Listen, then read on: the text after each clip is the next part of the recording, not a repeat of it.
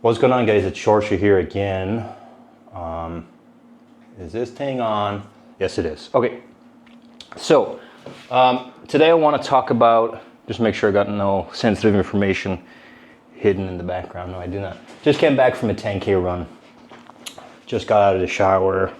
I will say that the world of running shoes is a massive one. And there's a lot of opinions and divided opinions, and that's all it is really, is opinion at the end of the day. So, you know, when it comes to running shoes, you've got race day shoes and super shoes and everyday training shoes, speed work shoes, and listen, just buy the shoe that you like. And I would recommend you go to a store and try them on first before you actually make the purchase, only because you don't really know how it feels. And I say that because the Hoka Clifton, the most normal shoe in the world, yes, this is white, it is used because I run in my shoes, and I don't care, I don't clean it. Why will I bother cleaning it if it's only going to last me 500 kilometers and then I'll buy a new one, you know, a new pair. So this pair in particular have 300 kilometers on them, and they are the most normal old school shoe that you could possibly run in. These are building the engine kind of shoes. These are like shoes that you wear to have the most neutral, no frills, nothing fancy, normal foam, just your basic shoe. I've been told that this is a walking shoe, and I think that's bullshit, because you can walk in any shoe, you can run in any shoe. You can run in sandals like you were some type of lost tribesman or something. Like nobody cares. Run in whatever shoe is most comfortable for you, you know. I've gotten some really good tempo runs out of these. I've even got some threshold runs out of these. These are actually really, really, really good in terms of normal, if that even makes sense. I mean, they're nothing fancy at all.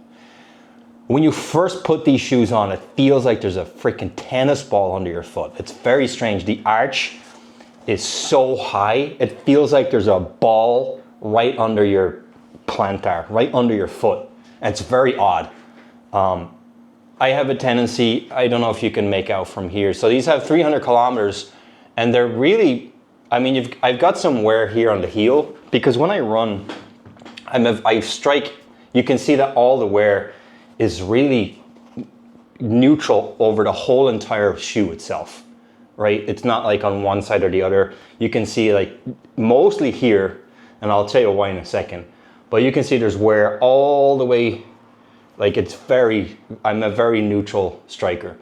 I have a tendency, my foot has a tendency to kind of, when I go forward, it kind of goes like that and then down. I don't go like that, you know, and strike away. I kind of do one of these. So sometimes it'll skip and then touch down. It's kind of like one of these kind of deals. I don't know if that makes sense to you. And also just going downhill. But yeah, I mean, there's no inner wear, like on the inside. The tongue, because I just came back from a run, feels juicy. Feels very juicy, as they'll say. But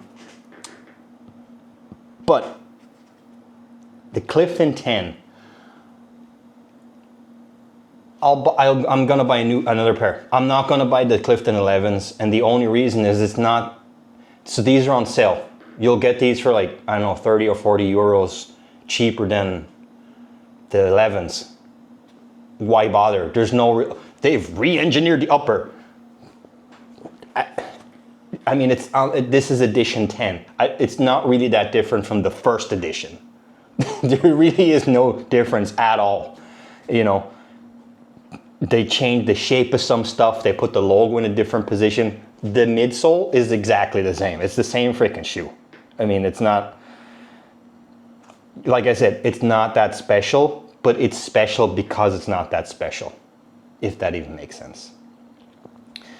But I just wanted to, point out that after 300 kilometers, it's still going strong. I mean, it's a lot of people dog on Hoka that they don't have durability. I would argue differently than that. I would say that these are really, really durable. Now, granted, I do have Adidas shoes that have, a Goodyear sole on the bottom, and the pair I have there is like, they have 200 kilometers on them. You would think I just did one run of them, so there's that. But in my opinion, it is not worth upgrading to 11 unless, let's say that you're the type of person that you need the latest and greatest stuff, even if it's like a very minutia, like the lacing is different or something stupid like that. There's some, like the elf ear is like very slightly redesigned or whatever, or a new color or whatever. If that's what keeps you in the game and that keeps your feet on the road and running, hey, buy the 11. The difference of like 30 euros or whatever, if it's going to keep you running, just get the shoe. You know what I'm saying? Just get the new one. For me personally, I don't really care. I got this on sale. I had to get this color. It's basically all white. I mean, you've got some blue, nuances or like blue accents or whatever. I mean, I don't care. I really don't care. I don't care. It could be pink. I don't care. I really don't care. What matters to me is just having a shoe I can run in and having a reliable shoe and a shoe that's not going to let me down and it's not going to surprise me. Like there's no plate in this. There's no weird geometry. It doesn't have like a super aggressive rocker. It doesn't, it's wide enough for my foot that I don't have to get a wide, it's true to size. It's not going to surprise me at all. I know what I'm getting. If I put my money down, I don't even have to try the shoe on. The 11's out, I can buy it online. I don't even have to try it on. I know exactly what the shoe is going to do, what it's going to feel like, and the amount of miles I can expect out of it. That's it, or kilometers or whatever. I mean, that's it. I mean, there's no surprises there. And that's what I love about this shoe. There's no surprises. Oh, you should get the Clifton Pro. For what? The Clifton Pro is basically a Bondi.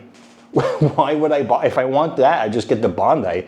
It's like, I don't know. It just, I hope that the Clifton continues forever exactly the way it is. No new midsole, no new engineered stuff on the bottom, no overly engineered upper, nothing.